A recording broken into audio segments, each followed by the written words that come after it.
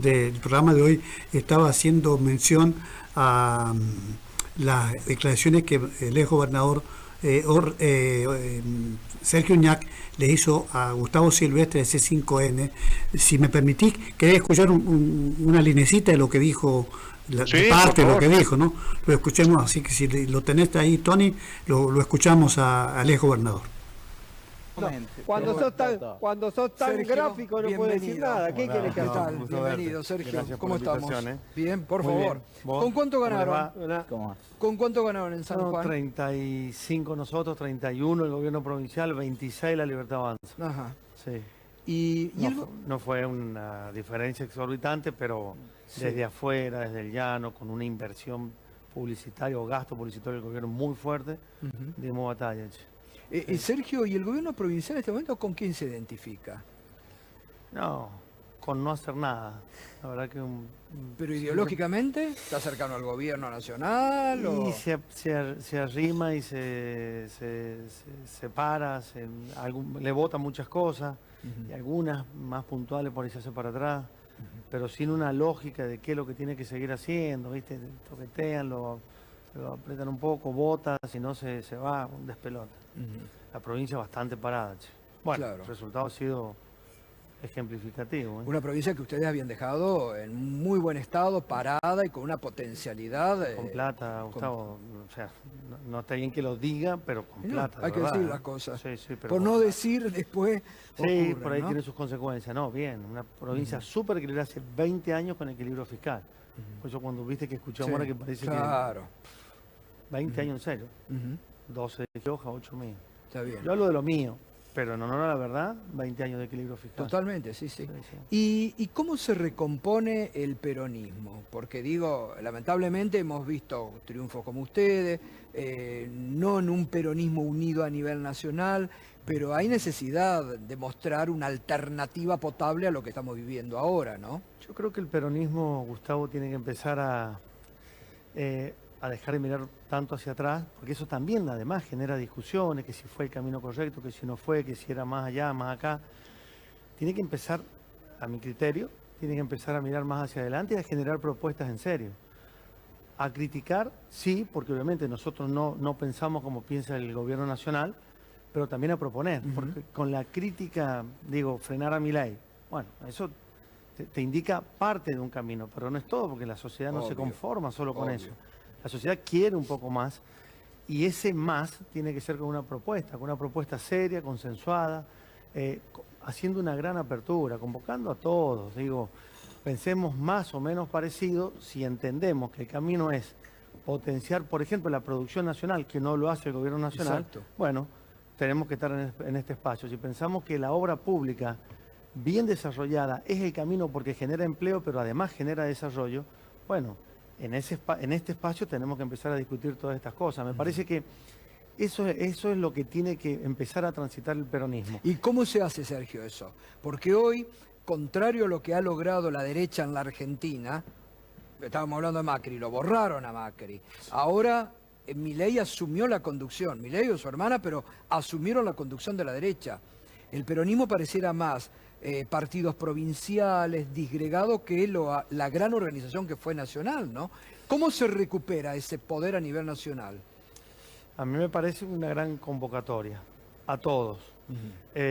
Algunos pueden pensar más o menos parecido, pero digo, si hay ejes que nos convocan a todos, tenemos que estar acá. Y una rediscusión sobre qué le vamos a proponer a la sociedad, que es lo que te decía recién. Sí. Nosotros pensamos en serio que este no es el camino.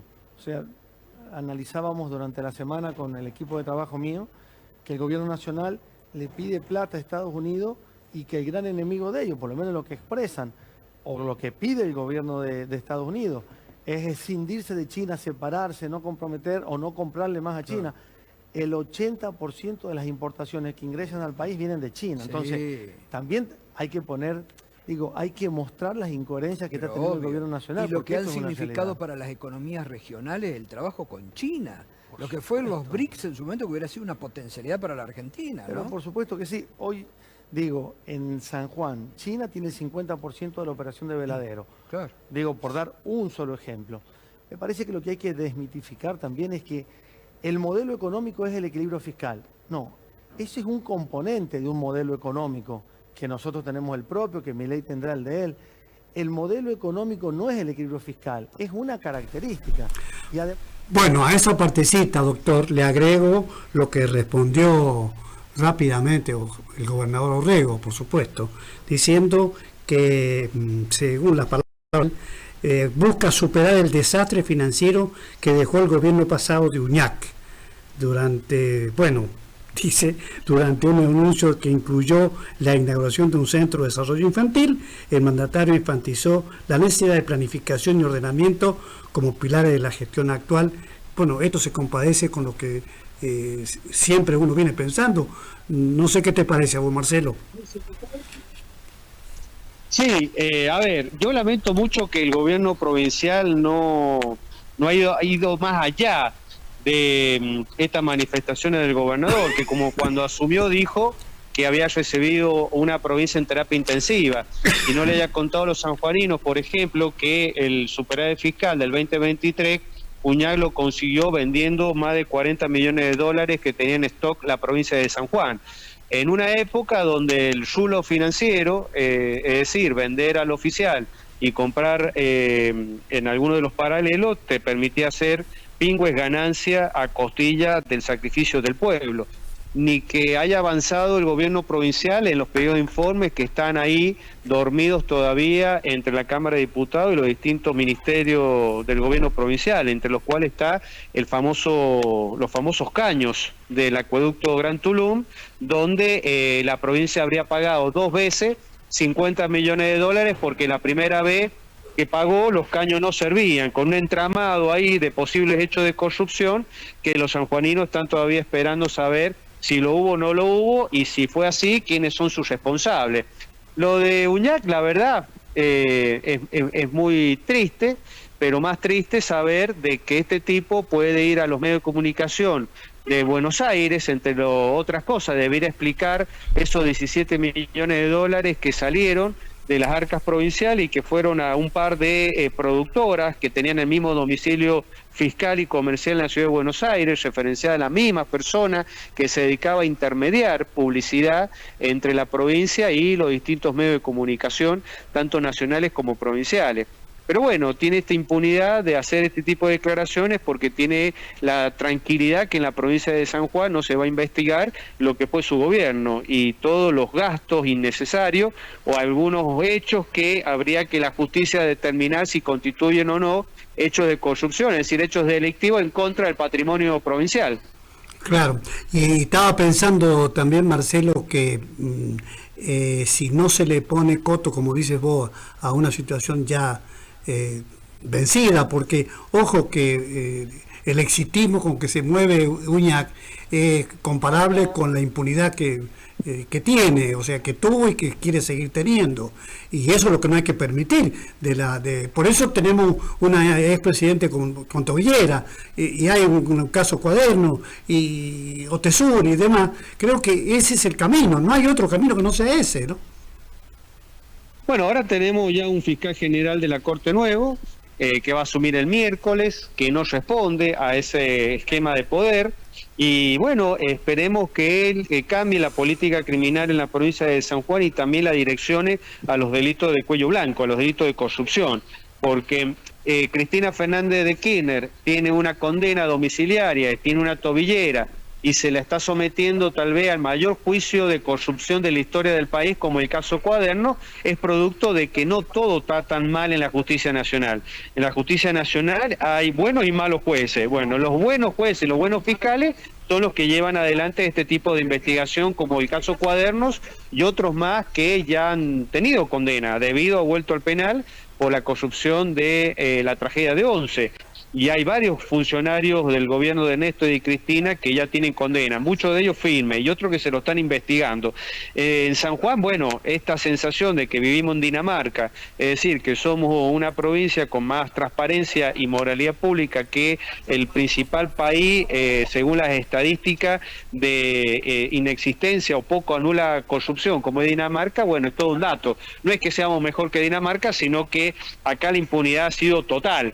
en estas últimas 3 décadas por parte de la justicia sanjuanina y más precisamente por parte del Ministerio Público, que nunca se interesó en investigar la corrupción, pero sí los delitos de guante blanco. Ahora, volviendo a Uñac, bueno, eso que él se vanagloria como el gran mentor de un éxito electoral el 26 de octubre, me da toda la sensación, tengo toda la convicción que ha sido así. En la elección del fiscal general la semana pasada el peronismo tiró a la basura ese éxito electoral, porque ha demostrado que no puede asegurar la unidad de su bloque de diputados para poner, bueno, en marcha la posibilidad de retornar al poder en el 2027. Este es un alivio que tiene Orrego de, bueno, que en la legislatura no le va a hacer daño, la mayoría justicialista no le va a hacer daño, porque si el peronismo mantenía la unidad, cosa que, Uñac no puede garantizar, sin duda hubiesen empezado a esmerilar la gestión de Orrego, y lo primero que hubiesen hecho era designar a otro fiscal general que no fuera, en este caso, el doctor Baigorri.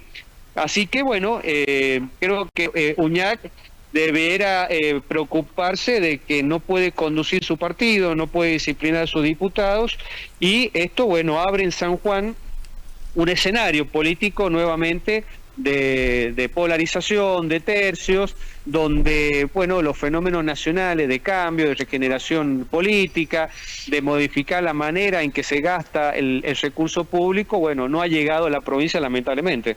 Ahora, me parece también pertinente comentar que la actitud de Uñac, con gran exitismo, como digo, está más dirigida a tener un liderazgo. Y ya Uñac, con lo que ha hecho, con la guita que tiene, que todos sabemos que no sé si son 600, 700 millones de pesos o lo que sea, que fue compelido a que diera a conocer su patrimonio por la Oficina Anticorrupción, pierde la condición de liderazgo, uno por eso y otra porque realmente cuando ingresas al terreno de la corruptela, ahí es donde la gente empieza a darse cuenta y por eso va votando como va votando, porque realmente Uñac no es ninguna garantía para el peronismo y peleado, entre comillas, a lo mejor con Gioja, va a ser imposible porque Gioja está, digamos, en el ocaso, pero no porque sea un mal tipo ni mal dirigente, él también tiene sus cuitas, ojo que ha tenido que se ha salvado de algunas cuestiones como el tema seguro, que de eso también Marcelo sabe. Me parece que está todo corroído y es difícil sostener los liderazgos así entre Gioja y Uñac, porque ya son personas que han tomado todos los dineros posibles y no les queda nada para proponer. Él dice que quiere proponer otras cosas. Me parece que cuando uno propone y tiene el liderazgo, a lo mejor te sale bien. Ahora, estas cosas no se pueden repetir después de 20 años que han compartido entre ambos, ¿no? Bueno, claro que se puede repetir porque la actual gestión no cumplió su compromiso electoral de regenerar la política en San Juan y, bueno, llevar a la justicia los casos que no cerraban en materia de transparencia institucional. Es decir, acá ha habido claramente una decisión política de no mirar para atrás, pero no para perder tiempo en lo que sucedió, sino para garantizar bueno, una gobernabilidad, un pacto de gobernabilidad donde entre bueyes no hay cornada, y eso le hace muy mal a las instituciones en la provincia de San Juan. Ahora, volviendo al justicialismo, no solamente creo que desaprovecharon la posibilidad de retornar al poder, demostrando que en la Cámara de Diputados están absolutamente divididos, peleados. Muchos de estos diputados tienen una relación muy cercana y abierta con el gobierno provincial, sino porque no se advierte la voluntad política de algunos liderazgos emergentes de romper con ese pasado o sacar esos tapones que impiden esa renovación en el justicialismo, a partir del cual debiera haber una autocrítica, porque no es solamente renovar, no es solamente que personajes interesantes que van surgiendo, como es Andino, como es Munizaga, como es Gramajo, vengan a sustituir en la conducción política a un Gioja, a un Uñac. Se trata también de hacer una autocrítica del daño que esas gobernaciones hicieron a la provincia de San Juan durante 20 años. Yo no veo ahí materia ni voluntad para esa autocrítica, aun cuando ellos pretenden ser la renovación. Porque si es más de lo mismo, bueno, ya conocemos cuál es el resultado de esos gobiernos populistas que han encabezado Gioja y Uñac. Y en el caso de Orrego, bueno, si no reflexiona y no se pone del lado de la transparencia pública y manda a investigar estas cosas tan escandalosas que han pasado, que ellos tienen conocimiento en el gobierno provincial, bueno, la sociedad va a terminar viendo que acá todo es lo mismo, y que no ha habido ningún cambio, y que lamentablemente el que la hizo no la pagó. Y si eso vos le sumás que el resultado de La Libertad Avanza, si bien no fue catastrófico como indicaban las encuestas, que iban a estar lejos del 25% que terminaron sacando, pero si vos lo comparás con la misma estrategia de poner un candidato desconocido, donde el mensaje era que a la gente tenía que votarlo a Milei y no a Cicconi. Bueno, esa estrategia funcionó en provincias como Córdoba o Santa Fe, que con candidatos similares a Cicconi estuvieron por encima del 40% de los votos, que a nivel nacional Milei termina logrando un apoyo mayoritario de un 41% de electores. En San Juan sacaron el 25%, es decir, muy lejos de la media nacional y muy lejos de distritos donde con la misma estrategia casi ganaron las elecciones o casi la ganaron, como pasó por ejemplo en La Rioja, donde perdieron creo que por un puñado de votos. Entonces, el panorama en San Juan ha quedado abierto para el 2027 con un oficialismo golpeado, porque por primera vez desde que Basualdo logra convertirse en la referencia de la oposición en San Juan, desplazando de ese lugar a los partidos tradicionales que llegaron a conformar lo que fue la alianza, me refiero al bloquismo, a la cruzada y al radicalismo, por primera vez el partido de Basualdo no logró tener una conexión nacional, es decir, ellos, mientras el peronismo se referenciaba en Néstor, Basualdo lo hizo primero con Soriesá, después con Cristina Fernández. En el 2011 fue el año más complicado porque la oposición estaba totalmente fraccionada y muy debilitada. Wiener sacó el 16% y salió segundo, pero ya en el 2000, para el 2013 ya Basualdo ya había tenido un acuerdo con Massa, luego ese acuerdo se hizo con Macri, y es por primera vez que en unas elecciones nacionales, provinciales, el basualdismo, el orreguismo, no tuvo una conexión nacional, fueron solos, con un discurso que a pesar de llevar al candidato como candidato al vicegobernador, no prendió en la sociedad y lograron un 31%. Con un discurso provinciano. Bueno, van a tener que replantear dos cosas esenciales: la vinculación con la nación, es decir, si van o no a un acuerdo con La Libertad Avanza, y la otra es si es suficiente con gobernar la provincia con amigos de Santa Lucía. Bueno, eso va a tener que preguntarse el gobernador de la provincia, porque con todo el aparato que pusieron, hay algo que dice Uñac que es muy gracioso, porque él se queja de la propaganda del gobierno provincial en esta última campaña, como si ellos cuando estuvieron en el gobierno no hacían lo mismo. No sé si te ha pasado a vos, sí, pero por primera vez, creo que en 30 años, que las paredes y las montañas de San Juan no están pintadas con el nombre de los candidatos del PJ o del gobernador de turno del PJ. Pero bueno... y se mimetizaron, perdón, y se mimetizaron con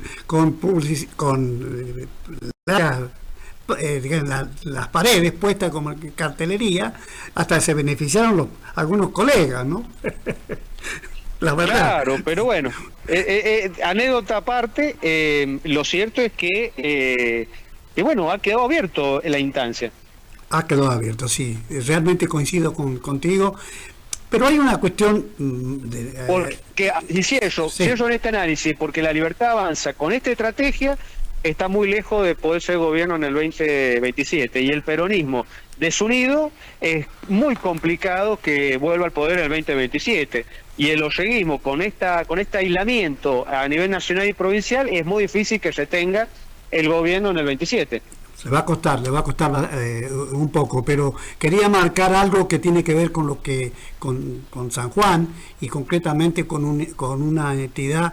No es que salga esto, no, sino porque es muy importante lo que viene en estos días, que es las elecciones en el Foro de Abogados, donde Marcelo Arancibia fue presidente, y nos parece interesante ver la cierta conexidad que suele haber entre los foros de abogados y los gobiernos, con lo cual no digo que hay connivencia, pero se producen cosas que muchas veces tenemos que criticarlas, porque el foro independiente, como le tocó conducir a Marcelo, tenía justamente un razonamiento propio, una estrategia propia, pero también un proyecto propio, que no se alejaba de la política, pero no de la política partidaria, de la política del foro, que es muy trascendente, y lo va a decir Marcelo seguramente.